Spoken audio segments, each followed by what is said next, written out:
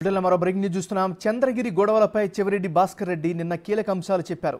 నానివి అన్ని నాటకేలనని ఆరోపించారు. ఓట్ల కోసం ఆత్మహత్య చేసుకుంటారని నాని చాలాసార్లు సింపతి క్రియేట్ చేసుకునే ప్రయత్నం చేశాడని విమర్శించారు. ఓడిపోతే నేను ఉండనన్నారని గుర్తు చేశారు. అయితే ఇలాంటి మాటలు మాట్లాడితే ప్రజలు విశ్వసించరని చెవిరెడ్డి భాస్కర్ రెడ్డి హితవు పలికారు.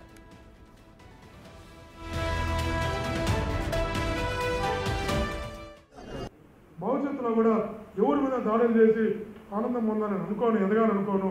ఎదిగితే కష్టంతో ఎదగాలి, ఎదిగితే భగవంతుని ఆశీస్సులతో ఎదగాల. ఈ రెండు తప్ప వేరే నమ్ముకోలేదు. మళ్ళా మీకు చెప్తున్నా, నా బిడ్డలకి చెప్తున్నా, కష్టాన్ని దేవుని నమ్ముకొని పని చేయాలి తప్ప తప్పుడు మార్గాలు ఎన్నుకుంటే తాత్కాలికంగా ప్రయోజనం కనబడుతుంది తప్ప దీర్ఘంగా నిలవదన్నది మా పిల్లలకి చెప్పిన నాకున్న మనస్తత్వం కూడా చెప్తున్నా. కాబట్టి భవిష్యత్తులో కూడా ఇంత 5 సంవత్సరాలు ఉందాగా ఉన్నామో భవిష్యత్తు ఎలాగా ఉంటాం తప్పగా ఎవరు కూడా అపార్థం చేసుకోవద్దండి. మీ అందరి ద్వారా తెలియజేస్తూ ఆత్మీయ మీ అందరం కూడా రాజకీయం జీవితంలో ఓ భాగం మాత్రమేనని, రాజకీయ జీవితం కాదని చెప్పారు. ఓడిపోతే వ్యాపారం చేసుకోమని తన కొడుకుకి చెప్పారని తెలిపారు. అంతేకాదు చంద్రబాబు, లోకేష్, భువనేశ్వరి తన నియోజకవర్గంలో పర్యటించినప్పుడు తన వలన ఎలాంటి ఇబ్బందులు కలగలేదని తెలిపారు. ఓడాడా వాడు మంచి వ్యాపారం వెతకామని, గెలిచాడా జీవితాన్ని ప్రజలు చూడమని చెప్పారు. ఇంత క్లారిటీగా మేము ఉన్నాం. ఇంత క్లారిటీగా మేము ఉన్నప్పుడు ఒక వ్యక్తి పైన ఈర్ష పెంచుకోవాల్సిన అవసరం మాకు లేదు. ఒక వ్యక్తి పైన దాడి చేయాల్సిన అవసరం లేదు. ఒక వ్యక్తిని అసభ్యంగా మాట్లాడి నొప్పించాల్సిన అవసరం మాకు లేదు. భవిష్యత్తులో కూడా చేయం. ఈరోజు ఇది పెట్టాల్సిన కారణం కూడా ఒకటే ఒకటి కారణం. ఆత్మీయులారా, ఈ ప్రశ్న ఒకటే ఒకటి. ఒక వ్యక్తిని మళ్ళా చెప్తున్నా, తప్పు పట్టాలా విమర్శించాలన్నది నా లక్ష్యం కాదు.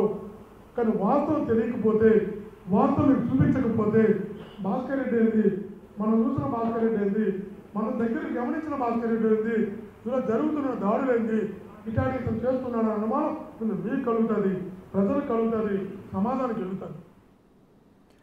పేరుకే అల్లర్లపై ప్రజెంటేషన్ కానీ అందులో అల్లర్లకు సంబంధించిన చాలా విషయాలను ప్రస్తావించలేదు.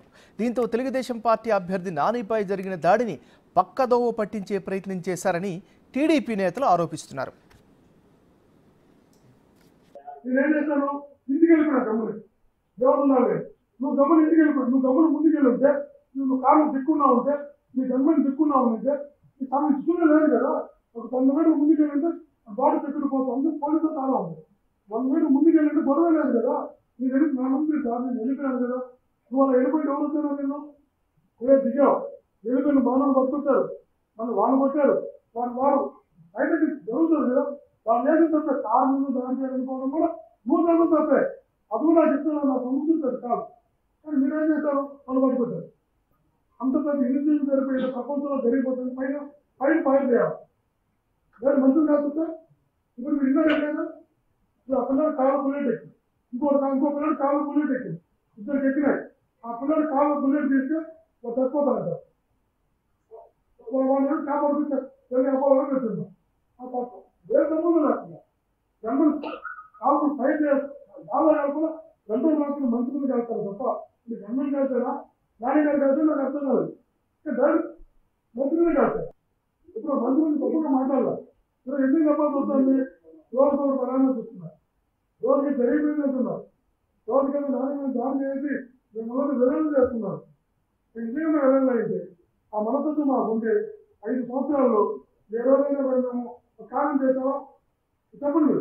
కానీ మీరు ఆలోచించండి, మీకు రావాలి కదా, ఇది నడమే కదా. చట్టం మారింది, వీల్చేరు బతులు మారాయి, చెట్లు వచ్చాయి, కాళ్ళు చెట్లు వచ్చాయి. అదే నువ్వు బాగా నడుస్తున్నావు. సో చంద్రగిరి రాజకీయ రచ్చకు సంబంధించి మరింత అప్డేట్స్ని మా రిపోర్టర్ దామోదర్ లైవ్లో అందిస్తారు. దామోదర్, చెప్పండి, ఇరు పార్టీల వెర్షన్ ఏ విధంగా అర్థం చేసుకోవాలి, అధికారుల దర్యాప్తు మాట ఏంటి? ఎంఎన్ఆర్ ఏదైతే ఇన్ని రోజులు మౌనంగా ఉన్న చెవిరెడ్డి భాస్కర్ రెడ్డి నిన్న ఎస్పీ కార్యాలయానికి వెళ్ళి వచ్చిన తర్వాత సాయంత్రం 5:30 గంటలకు మీడియా సమావేశం ఏర్పాటు చేశాడు. సుమారు గంటన్నర పాటు దీర్ఘ ఉపన్యాసం ఇచ్చాడు. ముఖ్యంగా అతను మీడియా సమావేశం కాకుండా ఒక ప్రసంగంలాగా కొనసాగింది. ముఖ్యంగా ఏదైతే దాడికి సంబంధించిన విషయాలు కాకుండా తన గురించి, తన వ్యక్తిత్వం గురించి చెప్పుకోవడానికి ఎక్కువగా సమయం కేటాయించాడని చెప్పవచ్చు. ముఖ్యంగా ఏదైతే పద్మావతి మహిళా యూనివర్సిటీలో జరిగిన దాడి తర్వాత అతను నాని నడుచుకుంటూ ముందుకు వెళ్ళాడు. కేవలం ఆ తర్వాత ఇంటికి వెళ్ళి ఒక వీల్ చైర్ ద్వారా ఆసుపత్రికి వెళ్ళాడు. ఇది నాటకం అంటూ ప్రముఖంగా ప్రస్తావించాడు. ఆ తర్వాత నాని భార్య కూడా అసభ్యంగా అబ్యూజింగ్ లాంగ్వేజ్ వాడు వీడు అంటూ మాట్లాడుతుందంటూ ఆమె పైన కూడా విమర్శలు వర్షం గుప్పించాడు. తాను చాలా నిజాయితీ పరుని, ముఖ్యంగా ఏదైతే తాను విద్యార్థికుడు అంటూనే పద్మావతి మహిళా యూనివర్సిటీలో జరిగిన దాడి గురించి మాత్రం మహిళా యూనివర్సిటీలో విద్యాలయంలో జరిగిన దాడి గురించి మాత్రం ప్రస్తావించలేదు. దాడిని తక్కువ చేసి చూపిస్తూ మిగతా విషయాలను ప్రముఖంగా ప్రస్తావించాడు. తాను గత 10 సంవత్సరాలుగా ప్రజల్లో ఉన్నాను, ఎక్కడ విభేదాలు రెచ్చగొట్టలేదు, విద్వేషాలు రెచ్చగొట్టలేదని చెప్పాడు. అదేవిధంగా కూచువారిపల్లిలో జరిగిన దాడి గురించి చెప్పాడు. తన కార్యకర్త సర్పంచ్ అయిన కొటాల చంద్రశేఖర్ రెడ్డి ఇంటిని దగ్ధం చేశారు, కారును దగ్ధం చేశారు. అదేవిధంగా తన కుమారుడి పిఏను కొట్టారు, మూత్రం పోసి కొట్టారంటూ కూడా చెప్పుకొచ్చాడు. అయితే దాడి ఎందుకు ప్రారంభమైంది అన్న విషయాన్ని మాత్రం ఆయన ప్రస్తావించలేదు. అదేవిధంగా బ్రాహ్మణ కాలువలో కాల్పులు బీఎస్ఎఫ్ జవాన్లు ఎందుకు కాల్పులు జరిపారన్న విషయాన్ని కూడా ఎక్కడా ప్రస్తావించలేదు. మొత్తం మీద సెల్ఫ్ డిఫెన్స్ మోడ్లోనే ఆయన మాట్లాడాడు మొదటి నుంచి చివరి వరకు. అంతేకాకుండా వీడియోస్ ఏదైతే నామినేషన్ సందర్భంగా తన కారు మీద దాడి చేశారంటూ మొదట వీడియోలో ప్రస్తావించాడు. అందులో టీడీపీ వర్గీయులు దాడిని మాత్రమే చూపించాడు. 2 వర్గాలు దాడులు జరిగాయి, అయినప్పటికీ తాను కేసులు పట్టలేదు. ఎన్నికల కమిషన్ మాత్రమే టీడీపీ వర్గీయుల మీద కేసులు పెట్టింది. అదేవిధంగా కూచువారిపల్లిలో జరిగిన ఘటనకు సంబంధించిన కూడా తాను ఎవరిని అరెస్ట్ చేయమని లేదని చెప్పుకొచ్చాడు. అదేవిధంగా పద్మావతి మహిళా యూనివర్సిటీలో నేరుగా కారు దిగకోకుండా నాని వెళ్ళింటే అతనికి ఈ ప్రమాదం తలెత్తేది కాదు అంటాడు. అయితే మొత్తం మీద తన అనుచరుల చేసిన దాడిని పెద్దగా ఆయన ఖండించలేదు. అయితే దాడిని తాను సహించను, గొడవలకు తాను దూరం అంటూ చెప్పుకొచ్చాడు. అంతేకాకుండా తన కుమారుడికి ముందే చెప్పాను, ఓడిపోతే నీకు ఇష్టమైన వ్యాపారాలు చేసుకో, లేకపోతే జీవితాంతం ప్రజాసేవ చేసుకో అని చెప్పాడు. తాను గత 2 సంవత్సరాల ముందుగానే ప్రత్యక్ష రాజకీయాలకు దూరంగా ఉండాలని చెప్పాను. ముఖ్యంగా పూర్తి స్థాయిలో సామాజిక సేవకు కట్టుబడి ఉండాలని నిర్ణయించుకున్నాను. అయితే అధ్యక్షుడు ఆనతి మేరకు ఒంగోలు నుంచి తాను ఎంపీగా పోటీ చేస్తున్నట్టు చెప్పుకొచ్చాడు. మొత్తం మీద ఆయన అంతా తన గురించి, తాను ఎంతగా పోరాటాలు కొనసాగించింది, తన మీద ఎన్ని కేసులు ఉన్నాయి, తన మీద 88 పైగా కేసులు ఉన్నాయి, అవన్నీ తాను టీడీపీ మీద పోరాటం చేసి కాదు, కేవలం ప్రభుత్వ అధికారుల యొక్క విధానాల మీద పోరాటం చేసిన ఫలితంగానే తన మీద కేసులు నమోదయ్యాయంటూ చెప్పుకొచ్చాడు. తాను టీడీపీ పార్టీ వారి మీద ఎవరిని దేశించలేదు. ముఖ్యంగా చంద్రబాబు నాయుడు రాయల చెరువు విజిట్కి వచ్చినప్పుడు ఆయనకు గౌరవంగా నమస్కారం చేశాను. అదేవిధంగా భువనేశ్వరమ్మ నిజం గెలవాలి యాత్రకు వచ్చాం 3 రోజుల పాటు తన నియోజకవర్గంలో పర్యటించిన ఎక్కడా విభేదాలు, గొడవలు సృష్టించలేదు. అదేవిధంగా నారా లోకేష్ కూడా నారా లోకేష్ పాదయాత్ర అప్పుడు కూడా ఎలాంటి గొడవలు జరగలేదని చెప్పాడు. అయితే కాకుండా తన వ్యక్తిత్వాన్ని హైప్ చేసుకోవడానికి చెప్పాడు. కానీ ముఖ్యంగా గతంలో నియోజకవర్గంలో జరిగిన గొడవలు కానీ మిగతా విషయాల గురించి కూడా ఎక్కడా ప్రస్తావించలేదు ఏమన్నారు. మొత్తం మీద అయితే కొంత సెల్ఫ్ డిఫెన్స్ మోడ్లోనే తన ప్రసంగం కొనసాగిందని చెప్పవచ్చు.